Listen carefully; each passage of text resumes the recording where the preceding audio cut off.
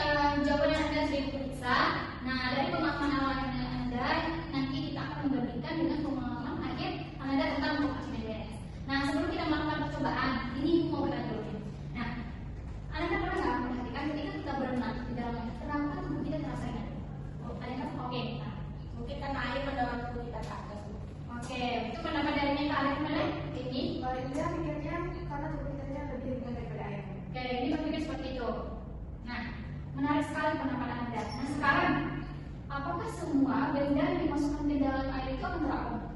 Tidak, Bu. Tidak. Pasti yang berat yang tenggelam. Berat yang tenggelam. Ada teman? Oke, tak. Itu tuh tergantung ukurannya, Bu. Semakin berat yang penting dia semakin tenggelam. Oh, berarti makin berat dia makin tenggelam. Baik. Nah, berarti Anda sudah mulai berpikir tentang apa yang mempengaruhi benda makin tenggelam. Nah, sekarang kita akan mencatat dulu pendapat dari Anda. Nah, tadi ada pendapat dari siapa yang pertama? Meta. Oke, Meta. Nah, kelihatan nggak di sini? Kelihatan ya, Bu. Nah, Meta apa pendapatnya tadi? Mungkin karena air itu mendorong kita ke atas, Bu. Oke, air mendorong tubuh, ya kan? Ya, Bu. Mendorong tubuh kita. Nah, siapa lagi yang kita tadi? Yumi. Yumi apa pendapatnya? Tubuh lebih ringan dari air. Tubuh lebih ringan.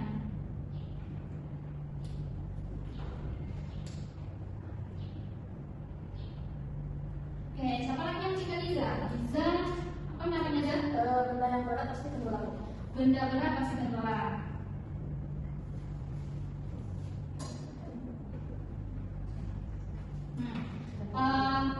Terakhir minta ya tadi. Minta apa minta? Tergantung ukuran benda, Bu. Semakin berat maka dia akan semakin tenggelam. Oke, tergantung berat benda ya. Ukuran. Ukuran. Oke, ukuran benda. Nah, di sini kita sudah mencatat nih pendapat-pendapat Anda semuanya. Sekarang kita akan melihat dari percobaan. Apakah pendapat Anda ini benar atau bagaimana? Kita akan lihat dari percobaan. Baik, Bu. Nah, sekarang Ibu akan melakukan demonstrasi sederhana. Nah, di sini Ibu ada air dan telur. Nah, ini telurnya akan dimasukkan ke dalam air. Air telur yang sama, tapi di air murni telurnya tenggelam dan di air garam telurnya mengapung. Nah, ini merupakan contoh konflik kognitif di mana pemahaman hasil pengamatan kita tidak sesuai dengan pemahaman awal kita. Nah, kira-kira apa yang membuat perbedaan ini menurut Anda? Kenapa coba? Mungkin karena air garamnya lebih berat. Betul ya. Nah, jadi bisa kita katakan air garam ini memiliki massa jenis yang lebih besar. Nah, jadi tolong dicatat ya dari sini. Baik, Bu. Oke. Nah, sekarang Ibu akan mencobakan sesuatu yang lebih menekan. Nah, Ibu akan menambahkan air garam sedikit demi sedikit ke dalam air murni yang berisi telur yang tenggelam. Nah, mari kita cobakan ya. Nanti tolong perhatikan. Nah, ini ada air murni.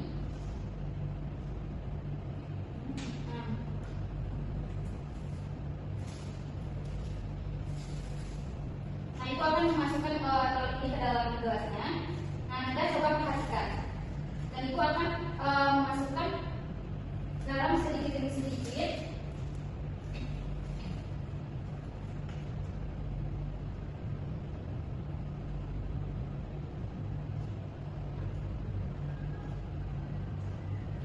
Sembari Ibu memasukkan garamnya, Anda coba amati apa yang terjadi.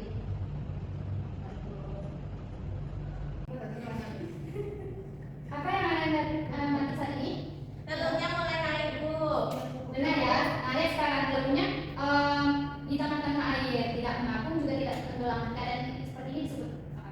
Melayang, Bu. Benar ya. Nah, ini menambah pemahaman awal kita bukan? Ya, Bu. Oke. Baik, sekarang Ibu akan membagikan KPD kepada Anda untuk dikerjakan. Nah, itu membagi Anda secara berkelompok, cukup 2 kelompok. Kita sama jenis satu kelompok dan kita sama Anda satu kelompok ya. Ini KPD-nya.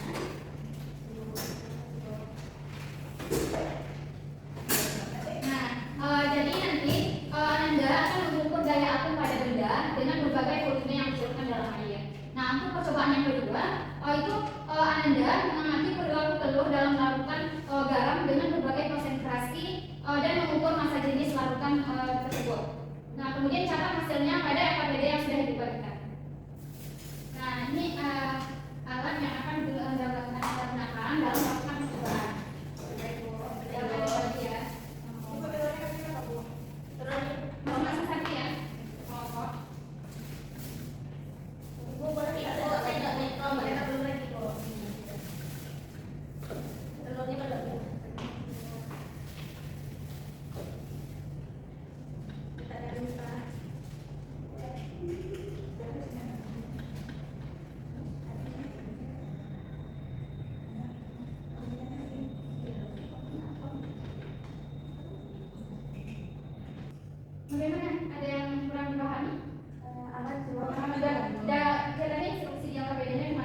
Bisa? Bisa. Kelompok satu gimana? Bisa. Nah, bagaimana hasil pengamatan Anda terhadap telur yang dimasukkan ke dalam garamnya? Bagaimana konsentrasinya? Di sini kami menemukan bahwa semakin besar volume benda yang terserap, semakin besar juga gaya akum yang dialami telur ini. Oke. Bagaimana kelompok dua? Aman Bu, kami menemukan bahwa semakin tinggi konsentrasi garam, maka semakin tinggi posisi telur di dalam penjualan garam. Oke.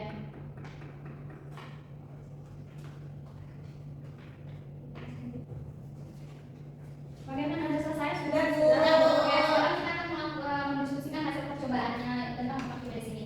Nah, sekarang silakan kembali ke tempat duduknya masing-masing. Bu, ini letak di depan, Bu. Ya, diberikan tempat duduknya ya.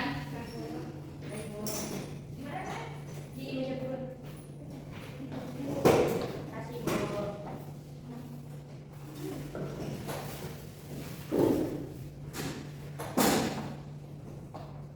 Nah, sudah?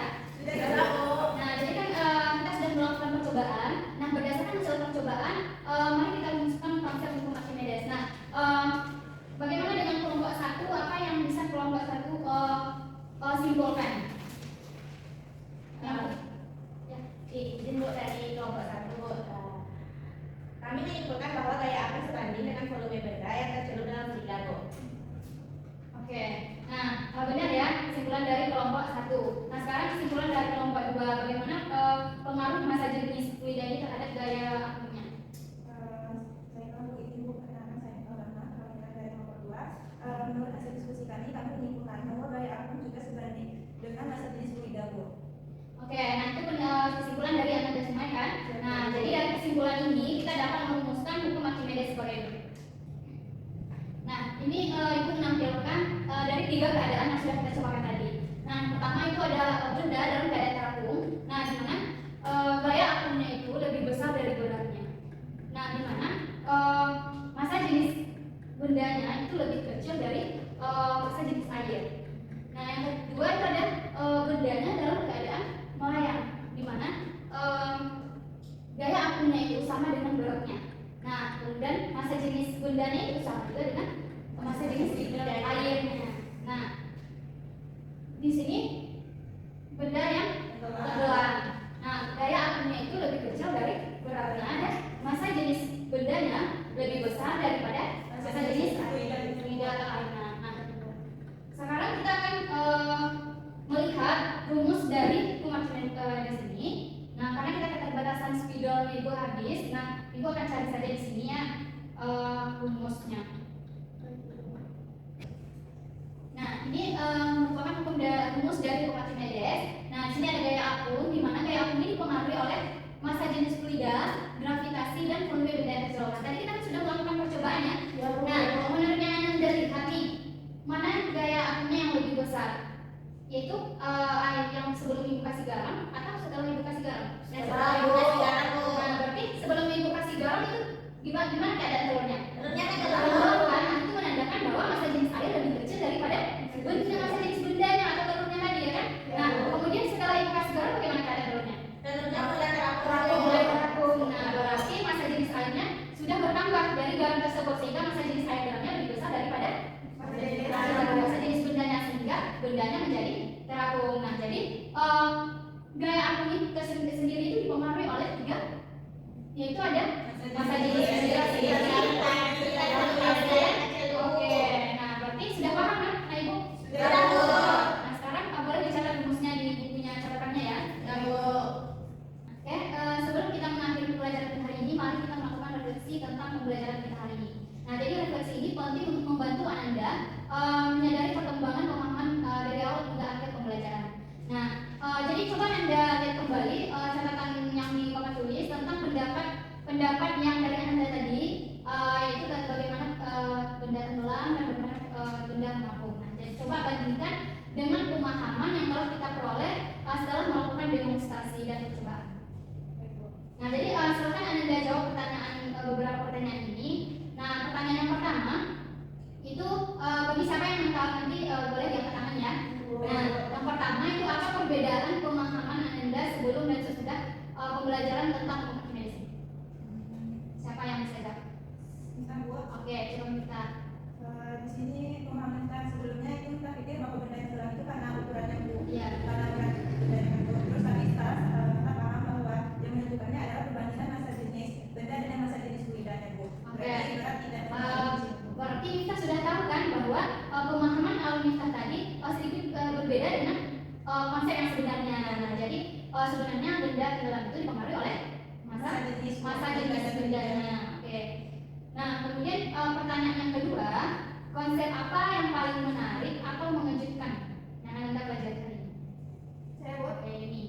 saya terkejut Bu saat melihat telur bisa mengapung, melayang dan tenggelam. Itu karena tergantung dari massa jenis kerjaan. Ya, betul ya. Itu tergantung dengan massa jenis benda. bendanya. Sebelumnya ini berpikir bahwa apa? Bahwa Tergantung ukuran benda. Oke, berarti tadi tergantung ukuran benda ya kan? Nah, padahal konsep sebenarnya bagaimana? Dipengaruhi oleh massa jenis idenya. Oke. Nah, untuk pertanyaan selanjutnya. Jadi gimana? Apakah masih ada yang pembelajaran kita hari ini yang membingungkan atau mungkin Anda belajar lebih lanjut? Oke, bisa. Bisa agak sedikit bingung Bu, Ya. cara menghitung volume benda yang tidak beraturan untuk menentukan gaya akurat. Oke, pertanyaannya sangat bagus ya, Riza. Nah, jadi berdasarkan yang Riza tanyakan, nah jadi kita di sini dapat menggunakan prinsip volume air yang tumpah saat benda dimasukkan ke dalam air. Nah, jadi yang sama dengan volume benda tersebut kan ketika kita memasukkan atau kita mencelupkan benda ke dalam air, nah kemudian air yang ketika kita masukkan benda, air itu akan tumpah sebanyak dengan volume benda yang dicelupkan. Nah, ini adalah salah satu metode yang digunakan Archimedes sendiri sebagai penentunya. Nah, yang keempat, nih, bagaimana Anda dapat menerapkan pengetahuan tentang Archimedes dalam kehidupan sehari-hari Anda? Kita Bu. Oke, kita. Kita bisa menggunakan prinsip ini untuk memahami mengapa lebih mudah mengangkat seseorang ketika di dalam air Bu. Oke, sangat tepat ya. Nah, jadi refleksi yang Anda lakukan sangat membantu memperkuat pemahaman dan menghubungkan konsep fisika dengan kehidupan nyata. Jadi perubahan pemahaman dari awal hingga akhir pembelajaran menunjukkan proses belajar yang bermakna. Jadi refleksi ini juga membantu Ibu mengetahui mana yang perlu diperdalam pada pertemuan selanjutnya. Jadi terima kasih untuk partisipasi aktif Anda dalam refleksi ini. Oke, nah jadi anak-anak itu semuanya telah bekerja dengan baik. Hari ini Ibu sangat bangga dan sangat senang karena kelas ini sangat aktif dalam pembelajaran Ibu. Nah, beri aplaus dulu. Nah, jadi nanti Ibu akan ada nilai tambahan juga buat Anda yang aktif. Nah, Ibu. Nah, karena waktu kita sudah habis, jadi mungkin di sini dulu pembelajaran kita hari ini. Nah, siapa yang bisa menyimpulkan pembelajaran kita hari ini? Ayo, siapa yang bisa? Siapa? Nita? Bisa Nita menyimpulkan? Baik Bu. Oke. Yang pertama itu hukum Archimedes menyatakan bahwa sebuah benda yang tercelup sebagian atau seluruhnya dalam fluida akan mengalami gaya apung yang besarnya sama dengan berat fluida yang dipindahkan. Lalu rumus dari gaya apung yaitu S sama dengan Rho dikali G dikali V, di mana Rho itu massa jenis, G itu gravitasi, lalu V itu volume benda yang tercelup. Oke. Cukup Nita? Terus ada 3 keadaan benda Bu. Yang pertama itu tenggelam, terus melayang dan terapung. Oke, udah. Oke, beri aplaus dulu berapa. Ada lagi yang ingin menyimpulkan? Oke, Liza. Saya ingin menyampaikan contoh dari penerapan buku Archimedes dalam kehidupan sehari-hari. Yang kita tahu itu kapal Bu, kapal Ya. selam, kapal pesiar. Terus ada untuk di udara ada balon udara. Oke. Ada lagi? Baru Pak Ibu, beri aplaus dulu buat Liza. Oke, ini cukup? Cukup. Oke. Nah, berarti betul yang dibilang Nita sama Liza, saat ini kita sedang mempelajari tentang hukum Archimedes, di mana Archimedes itu menyatakan bahwa sebuah benda yang tercelup sebagian atau seluruhnya dalam fluida akan mengalami gaya apung yang besarnya sama dengan berat fluida yang dipindahkan. Tadi kita sudah pelajari juga, ya kan? Kita sudah meluruskan juga konsep-konsep mungkin dari Anda yang masih salah konsepnya, ya kan? Nah, berarti sudah dicari semua kan? Sudah. Oke. Nah, kita kembali ke pertanyaan yang awal, yaitu tentang kapal